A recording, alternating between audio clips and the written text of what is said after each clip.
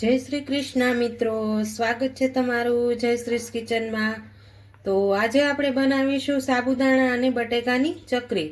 તો અહીંયા મેં 500 ગ્રામ સાબુદાણા લઈ લીધા છે। આ રીતના આવે છે તે સાબુદાણા લઈ લીધા છે। તો આપણે સાબુદાણાને પહેલા 2 થી 3 પાણીએથી ધોઈ લેશું।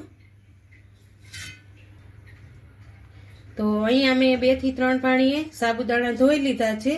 હવે સાબુદાણાને આપણે અંદર પાણી એડ કરી દઈશું, પલાળવાના છે એટલે। તો આ રીતે આપણે સાબુદાણા પલળે એટલું પાણી ડુબાડીને રાખવાનું છે। તો અહીંયા આપણે 6 થી 7 કલાક માટે પણ પલાળી શકીએ છીએ અને આખી રાત પલાળવા હોય તે પણ પલાળી શકીએ છીએ। તો આપણે આ સાબુદાણાને પલાળવા મૂકી દઈશું। તો અહીંયા આપણે સાબુદાણા જે પલાળ્યા હતા તે એકદમ સરસ પલળી ગયા છે, તમે જોઈ શકો છો। જો એકદમ સરસ પલળી ગયા છે। હવે તેને આપણે ઉકળવા મૂકી દઈશું। તો અહીંયા મેં એક મોટું વાસણ લઈ લીધું છે। હવે તેમાં આપણે અડધા ગ્લાસ જેટલું પાણી એડ કરશું। પાણી એડ કરીને તેમાં સ્વાદ પ્રમાણે આપણે નિમક એડ કરી દઈશું। અને જે અહીંયા મેં જીરું, મરચાં અને મરી ત્રણેય મેં પીસી લીધું છે મિક્સરમાં, તે આપણે એડ કરી દઈશું। આ નાખવાથી ખૂબ જ સરસ સ્વાદ આવે છે બટાકાને સાબુદાણાની ચકરીમાં। તો હવે તેને સારી રીતે મિક્સ કરી લઈશું। હવે તેને થોડી વાર ઉકળવા દઈશું, પછી આપણે તેમાં સાબુદાણા એડ કરશું। તો અહીંયા આપણું પાણી એકદમ સરસ ઉકળી ગયું છે। હવે તેમાં આપણે બધા સાબુદાણા એડ કરી દઈશું। પાણી સોતા જ આપણે એડ કરવાના છે। તો આ રીતે આપણે બધા જ સાબુદાણાને એડ કરી દઈશું। હવે તેને આપણે આ રીતે ઉકળવા દઈશું, વચ્ચે વચ્ચે ચમચો ફેરવતા જશું। ત્યાં સુધીમાં આપણે જે બટેકા લીધા છે તેને મેચ કરી લઈશું। તો અહીંયા મેં 500 ગ્રામ બટેકા લઈ લીધા છે। આપણે 500 ગ્રામ સાબુદાણા લીધા છે, તો સામાં આપણે 500 ગ્રામ બટેકા એડ કરવાના છે। વધારે બટેકા એડ નથી કરવાના, નહીતર આપણી ચકરી ચવડ થઈ જાય, એટલે આપણે અહીંયા 500 ગ્રામનો ઉપયોગ કર્યો છે।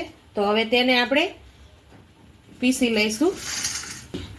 તો અહીંયા મેં કાણાવાળી જારી આવે છે તે લીધી છે, તેનીથી આપણે આ રીતે બટેકાને મેચ કરી લઈશું। આ રીતે કરવાથી આપણા બટેકામાં ગાંઠા નહીં રહે, તો આપણી ખીચી એકદમ સરસ બનીને તૈયાર થશે। તો આ રીતે આપણે બધા જ બટેકાને મેચ કરી લઈશું। તો અહીંયા આપણા સાબુદાણા એકદમ સરસ રીતે ઉકળી ગયા છે, તમે જોઈ શકો છો એકદમ સરસ। જો તો આ રીતે આપણે સાબુદાણાને ઉકાળી લેવાના છે। અહીંયા મારે 8 મિનિટ જેવું થયું છે, એકદમ સરસ ઉકળી ગયા છે। તો હવે તેમાં આપણે બટેકા મેચ કરી લઈશું। તો આ રીતે આપણે બધા જ બટેકા અંદર એડ કરી દઈશું। હવે આપણે ગેસ બંધ કરી દઈશું। તો આ રીતે આપણે બધું જ એક સરખું મિક્સ કરી લઈશું। તો અહીંયા એકદમ સરસ આપણે બટેકા પણ મેચ કરી લીધા છે। હવે તેમાં આપણે લીંબુનો રસ એડ કરીશું। લીંબુનો રસ એડ કરવાથી ખૂબ જ સરસ ટેસ્ટ આવે છે। અહીંયા મેં 1 લીંબુનો રસ એડ કર્યો છે। તો આ રીતે હવે બધું જ મિક્સ કરી લઈશું।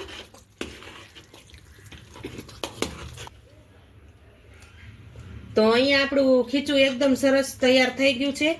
હવે તેને આપણે 5 મિનિટ જેવું થોડુંક ઠંડુ થવા દઈશું। બહુ ઠંડુ નથી થવા દેવાનું, નકર આપણા ગાંઠિયા જે પાડીએ તે સરખા નહીં પડે। તો હવે આપણે અહીંયા મેં એક પ્લાસ્ટિકની થેલી લીધી છે આ રીતની, તેમાં આપણે જે મિક્સ કર્યું છે સાબુદાણાનું બેટર તે આમાં આપણે ભરીને ગાંઠિયા પાડીશું, તો એકદમ સરસ ગાંઠિયા પડશે।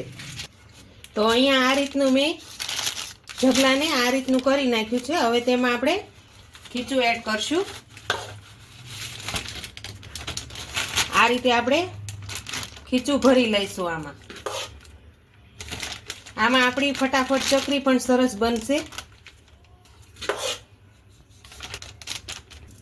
તો આ રીતનું આપણે જો કોન જેવું ભરીને તૈયાર કરી દીધું છે.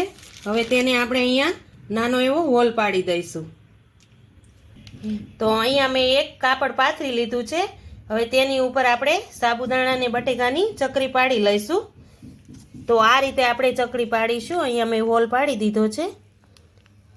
જો આ રીતના આપણે બધી જ ચકરીને પાડી લેવાની છે.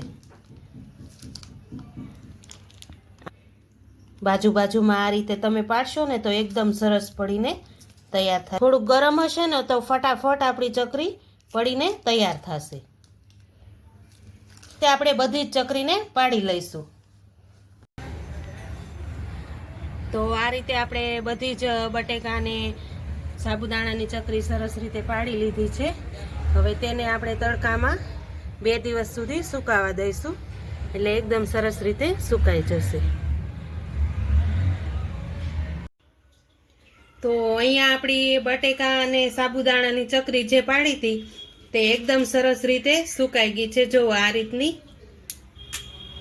રીતની બનીને તૈયાર થઈ ગઈ છે અને સરસ સુકાઈ પણ ગઈ છે. હવે તેને આપણે તળી લઈશું. તો અહીંયા મેં તેલ ગરમ કરવા મૂકી દીધું છે. તો અહીંયા આપણું તેલ એકદમ સરસ ગરમ થઈ ગયું છે. હવે આપણે તેને તળી લઈશું.